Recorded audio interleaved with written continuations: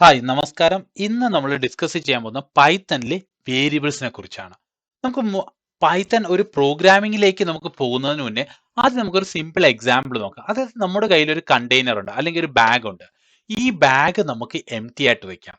അതുപോലെ തന്നെ ഈ ബാഗിൽ നമുക്ക് എന്ത് സാധനം വേണമെങ്കിലും സ്റ്റോർ ചെയ്യാം. ഒരു എക്സാമ്പിൾ ഇവിടെ നോക്കിയാൽ ആദ്യം ഞാൻ ആ ബാഗിനകത്ത് കുറെ ബുക്സ് വെച്ചു, അല്ലെങ്കിൽ ആ ഒരു കണ്ടെയ്നറിനകത്ത് കുറച്ച് ബുക്സ് വെച്ചു.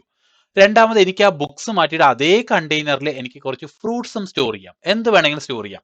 പിന്നെ ഈ കണ്ടെയ്നറിനെ എന്താണോ സ്റ്റോർ ചെയ്യുന്നത് അതനുസരിച്ച് നമുക്ക് ഈ കണ്ടെയ്നറിനെ ഓരോ പേരും വിളിക്കാം.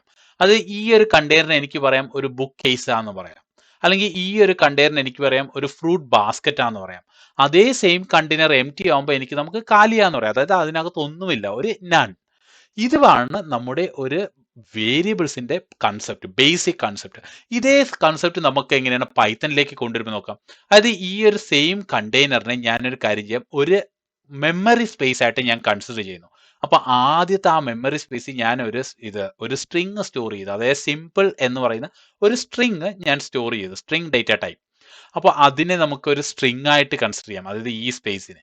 അതേ മെമ്മറി സ്പേസിൽ ഞാൻ ആ സ്ട്രിങ്ങിനെ മാറ്റി ഒരു ഫ്ലോട്ട്, അതിനെ ഓവർറൈറ്റ് ചെയ്ത് ഒരു ഫ്ലോട്ട് സ്റ്റോർ ചെയ്തു. അപ്പോൾ അതെന്തായി, ഇപ്പോൾ ഈ കണ്ടെയ്നർ അല്ലെങ്കിൽ ഒരു മെമ്മറി സ്പേസ് ഒരു ഫ്ലോട്ട് ആയി. അതേ സെയിം മെമ്മറി സ്പേസിനെ നമുക്ക് ആ ഫ്ലോട്ട് ഇറേസ് ചെയ്ത് എനിക്ക് ഒരു ഇൻറ്റിജർ സ്റ്റോർ ചെയ്യാം, ഒരു 25. അപ്പോൾ ഇതിന് ഇൻറ്റിജർ എന്ന് പറയാം നമുക്ക്, അതായത് ഈ മെമ്മറി സ്പേസ്. ഇതേ സെയിം നമുക്ക് പൈത്തണിൽ എഴുതുമ്പോൾ എങ്ങനെയാണ്, ഇതേ ഈ ഒരു വേരിയബിൾ, അതായത് വേരിയബിൾ ഈക്വൽ ടു എക്സ്, ഈ ഒരു സ്പേസിന് ഞാനൊരു പേര് കൊടുത്തു എക്സ്. ഈ എക്സ് ഈക്വൽ ടു സിമ്പിൾ, അതായത് ഈ ഒരു എക്സ് എന്ന് പറയുന്ന ഈ എൻ്റെ ഒരു വേരിയബിൾ അല്ലെങ്കിൽ മെമ്മറി സ്പേസ് അല്ലെങ്കിൽ ഈ ഒരു കണ്ടെയ്നറിന്റെ പേരായി എക്സ് ഈക്വൽ ടു സിമ്പിൾ എന്ന് പറഞ്ഞു. അപ്പോൾ ആ എക്സ് എന്താണ്, ഇപ്പോൾ എക്സ് ഇപ്പോൾ ഒരു സ്ട്രിങ് ആണ്. അതുപോലെ തന്നെ ആ എക്സിനെ എനിക്ക് സിമ്പിൾ എന്ന് പറഞ്ഞ സ്ട്രിങ് ഓവർറൈറ്റ് ചെയ്ത് മാറ്റി ഒരു ഫ്ലോട്ട് ആക്കാം 50.5. അതേപോലെ അതിനെ മാറ്റി എനിക്കൊരു ഇൻറ്റിജർ ആക്കാം 25. അപ്പോൾ ഇതാണ് വേരിയബിളിന്റെ ഒരു ജനറിക് ആയിട്ടുള്ള കോൺസെപ്റ്റ്. ഇനി നമുക്ക് പൈത്തണിൽ ഈ വേരിയബിൾ എങ്ങനെയാണ് ഡിനോട്ട് ചെയ്ത് നോക്കാം. അതായത് ആദ്യത്തെ എന്താണ്, എക്സ് ഈക്വൽ ടു എക്സ് എന്ന് പറഞ്ഞ വേരിയബിൾ, ഞാൻ ആ വേരിയബിളിന് ഒരു പേര് കൊടുത്തു, ഈക്വൽ ടു ഒരു സ്ട്രിങ് വേണം. അപ്പൊ എന്താ സ്ട്രിങ് സിമ്പിൾ, അതായത് കോമ സ്റ്റാർട്ട് ചെയ്തു, സിമ്പിൾ എന്ന് എഴുതി സിംഗിൾ കോമ ക്ലോസ് ചെയ്തു. എന്നിട്ട് ഞാൻ ഇതിനെ റൺ ചെയ്തു, ഈ സെല്ല് ഞാൻ റൺ ചെയ്തു. സോ റൺ ചെയ്യുന്ന ഷോർട്ട് കീ എന്ന് പറഞ്ഞാൽ ഷിഫ്റ്റ് എൻ്റർ. ആൻഡ് ജൂപ്പിറ്റർ നോട്ട്ബുക്കിൽ ഞാൻ ഈ കമന്റ് റൺ ചെയ്യുന്ന സെയിം കമന്റ് നിങ്ങൾക്ക് പൈത്തൺ ഐഡിയിലോ അല്ലെങ്കിൽ വി എസ് സ്റ്റുഡിയോ കോഡിലോ അല്ലെങ്കിൽ നമ്മുടെ പൈച്ചാമിൽ ഏതിൽ വേണമെങ്കിലും റൺ ചെയ്യാം, ഒരു കുഴപ്പമില്ല. അപ്പോൾ ഞാൻ ഇതിൽ റൺ ചെയ്തപ്പോൾ നമുക്ക് ഇതുവരെ ഒരു ഔട്ട്പുട്ടും വന്നിട്ടില്ല. ഇനി ഞാൻ ഈ എക്സിൽ എന്താണ് ഉള്ളതെന്ന് നോക്കാം. അപ്പൊ പ്രിന്റ്, ഞാൻ അതിന്റെ ഔട്ട്പുട്ട് നോക്കിയാണ്, പ്രിന്റ് ഡിസ്പ്ലേ ചെയ്യാൻ നോക്കുകയാണ്. പ്രിന്റ് കമന്റ് എടുത്തു, അതിൽ നമ്മൾ ബ്രാക്കറ്റ് ഓപ്പൺ ആൻഡ് ക്ലോസ് ചെയ്തു, അതിന് ഇടയ്ക്ക് ഞാൻ എക്സ് എന്ന് പറഞ്ഞു കൊടുത്തു ഈ വേരിയബിൾ. എന്നിട്ട് ഞാൻ ഇതിനെ റൺ ചെയ്തു. അപ്പൊ അവിടെ എന്താണ് പ്രിന്റ് ചെയ്തു തന്നെ, സിമ്പിൾ എന്ന് പറഞ്ഞ് പ്രിന്റ് ചെയ്തു തന്നു. അതുപോലെ തന്നെ സെയിം അതേ കണ്ടെയ്നർ അല്ലെങ്കിൽ അതേ വേരിയബിൾ എക്സ്, അതിനകത്ത് ഞാൻ എന്ത് ചെയ്തു, വേറൊരു ഫ്ലോട്ട് കൊടുത്തു 50.5, നമ്മൾ നേരത്തെ കണ്ട ഈ സെയിം എക്സാമ്പിൾ. എന്നിട്ട് ഞാൻ റൺ ചെയ്തപ്പോൾ ഇപ്പൊ എക്സിൽ എന്തായി, നമ്മൾ ആദ്യം കൊടുത്ത സിമ്പിൾ ആയിരുന്നു, അതിനെ ഓവർറൈറ്റ് ചെയ്ത് 50.5 ആയി. അപ്പൊ ഞാൻ അതിനെ വീണ്ടും പ്രിന്റ് ചെയ്തു, പ്രിന്റ്. ഇനി എക്സിൽ എന്താണ് വാല്യൂ ഒന്ന് നോക്കാം നമുക്ക്. പ്രിന്റ് എന്ന് പറഞ്ഞാൽ റൺ ചെയ്ത് നോക്കുമ്പോൾ എന്ത് വരുന്നു, ഇവിടെ ഇസിക്കൽ ടു 50.5. ഇനി അതുപോലെ തന്നെ ആ എക്സിൽ ഞാൻ വേറൊരു വാല്യൂ കൊടുത്തു, എക്സ് ഈക്വൽ ടു 25. അതിന് ഞാൻ റൺ ചെയ്തു, എന്നിട്ട് ഞാൻ പ്രിന്റ് ഇവിടെ കൊടുത്തു, PRINT പ്രിന്റ് എക്സ്. നൗ ഇപ്പോൾ എക്സിന്റെ വാല്യൂ എന്താണ്, 25 ആയി. ഇനി നമുക്ക് ഇതിന്റെ ഓരോന്നിന്റെയും ഡേറ്റ ടൈപ്പ് ചെക്ക് ചെയ്യാം. അപ്പൊ ആദ്യം നമ്മൾ എന്താണ്, എക്സിന് എന്താണ് കൊടുത്തത്, X equal to simple, SIMPLE. അത് ഞാൻ വീണ്ടും റൺ ചെയ്തു ഇവിടെ. ഇനി എക്സിന്റെ വാല്യൂ, എക്സ് പ്രിന്റ് ചെയ്ത് കഴിഞ്ഞാൽ എന്തായിരിക്കും വരുന്നത്, എനിക്ക് ഈ ലൈനിൽ തന്നെ ചെയ്യാം. പ്രിന്റ് എക്സ് വരുമ്പോൾ ചെയ്യുമ്പോൾ എന്താണ് വരുന്നത്, എനിക്ക് സിമ്പിൾ എന്ന് തോന്നുന്നു. ഇനി അടുത്ത ഇതിന്റെ ഡേറ്റ ടൈപ്പ് എന്താന്ന് നോക്കാം. ഇപ്പൊ എക്സിന്റെ ഡേറ്റ ടൈപ്പ് എന്താണ്, അതായത് TYP ടൈപ്പ് കോമ എക്സ് ചെയ്തു, എനിക്ക് സ്ട്രിങ് ആവുന്നു. ഇനി ഇത് പൈത്തൺ ഐഡിയിലാണ് ചെയ്യുന്നതെങ്കിൽ, പൈത്തണോ വേറെ ഏതെങ്കിലും ഐഡിയിലാണെങ്കിൽ നമുക്ക് ഇത് മാത്രമല്ല, ഇതിന്റെ ഔട്ട്പുട്ട് വരാൻ നമുക്ക് ഇവിടെ എഗെയിൻ പ്രിന്റ് കമന്റ് കൊടുക്കേണ്ടി വരും. അത് പ്രിന്റ് ബ്രാക്കറ്റ് ഓപ്പൺ ചെയ്തു, എൻഡ് ചെയ്തു, ബ്രാക്കറ്റ് ക്ലോസ് ചെയ്തു.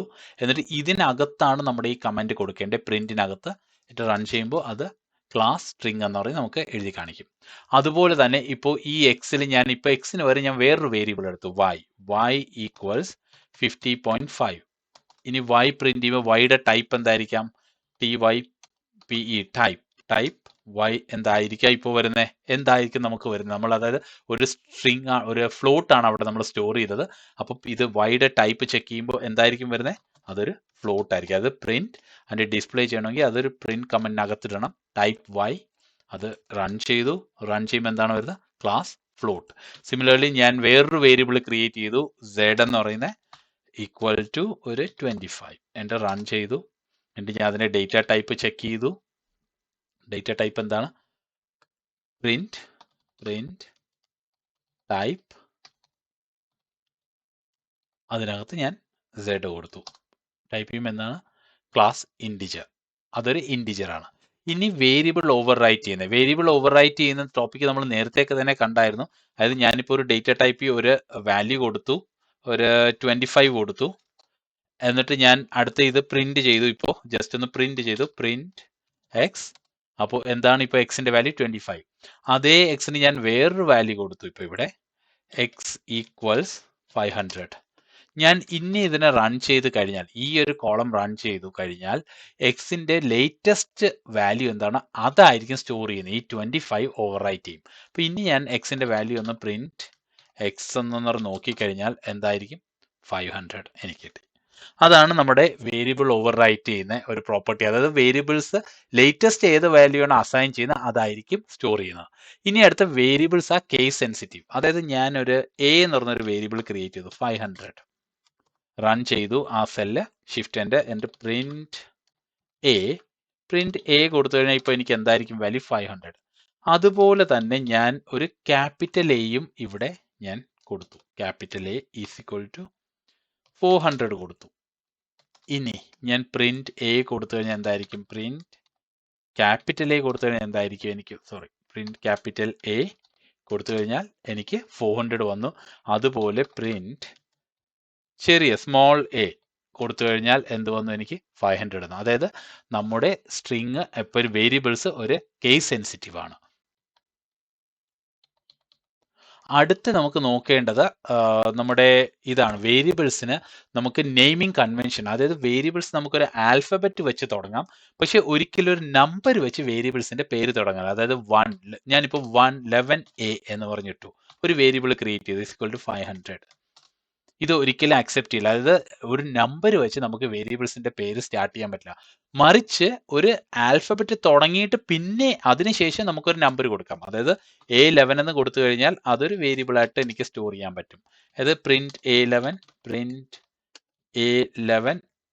നമ്മളിപ്പോൾ പ്രിന്റ് ചെയ്യുമ്പോൾ അത് 500 വന്നു. അതായത് ഒരു ആൽഫബറ്റിന് ശേഷം നമുക്ക് നമ്പേഴ്സ് കൊടുക്കാം.